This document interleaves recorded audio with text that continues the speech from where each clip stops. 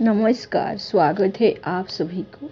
आज की विषय है हनुमान पुत्र मकरध्वज की कथा। पवन पुत्र हनुमान जी बाल ब्रह्मचारी थे, लेकिन मकरध्वज को उनका पुत्र कहा जाता है। यह कथा उसी मकरध्वज की है। वाल्मीकि रामायण के अनुसार लंका जलाते समय आग की तपिश के कारण हनुमान जी को बहुत पसीना आ रहा था। इसलिए लंका दहन के बाद जब उन्होंने अपनी पूंछ में लगी आग को बुझाने के लिए समुद्र में छलांग लगाई तो उनके शरीर से पसीने की एक बड़ी सी बूंद समुद्र में गिर पड़ी। उस समय एक बड़ी मछली ने भोजन समझ वह बूंद निगल ली। उसके उदर में जाकर वह बूंद एक शरीर में बदल गई। एक दिन पाताल के असुर राज अहिरावण के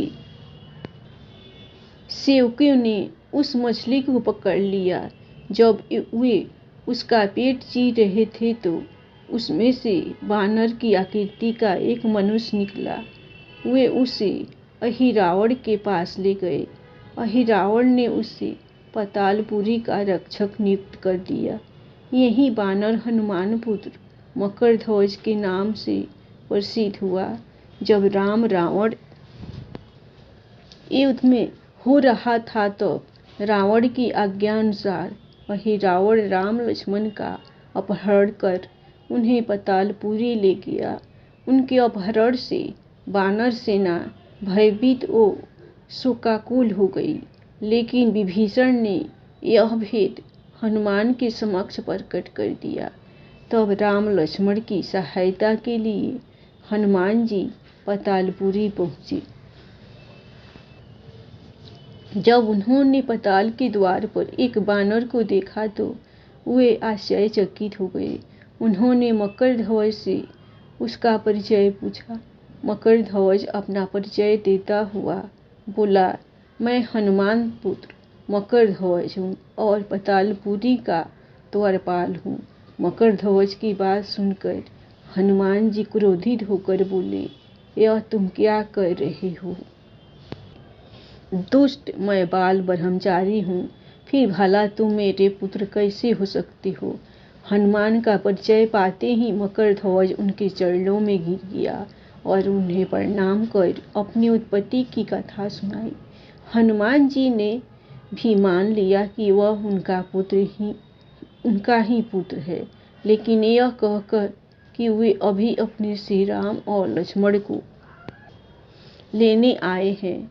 जैसे ही द्वार की ओर बढ़े वैसे ही मकरध्वज उनका मार्ग रोकते हुए बोला, पिताश्री, यह सत्य है कि मैं आपका पुत्र हूँ, लेकिन अभी मैं अपने स्वामी की सेवा में हूँ, इसलिए आप अंदर नहीं जा सकते।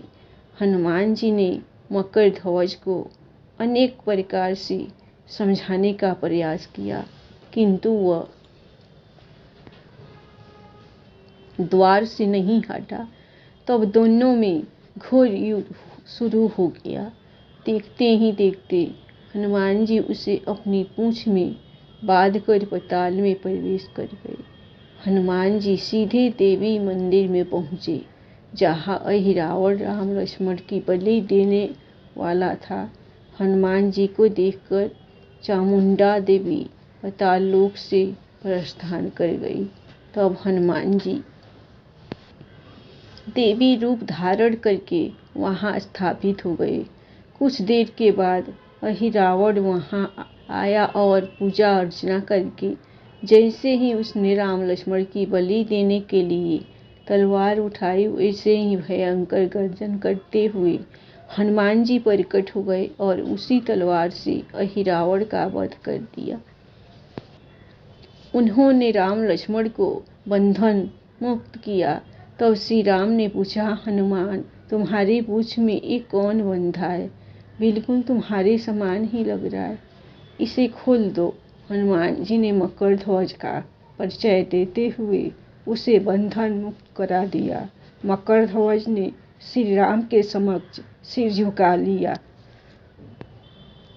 तब श्री राम ने मकरध्वज का राज्याभिषेक कर उसे पाताल का राजा घोषित कर दिया और कहा कि भविष्य में वह अपने पिता के समान दूसरों की सेवा करे। यह सुनकर मकरध्वज ने तीनों को प्रणाम किया। तीनों उसे आशीर्वाद देकर वहां से प्रस्थान कर गए। इस प्रकार मकरध्वज हनुमान पुत्र कहलाए। धन्यवाद दोस्तों। कहानी आप लोगों को पसंद आए तो आप लोग लाइक सब्सक्राइब जरूर कीजिए।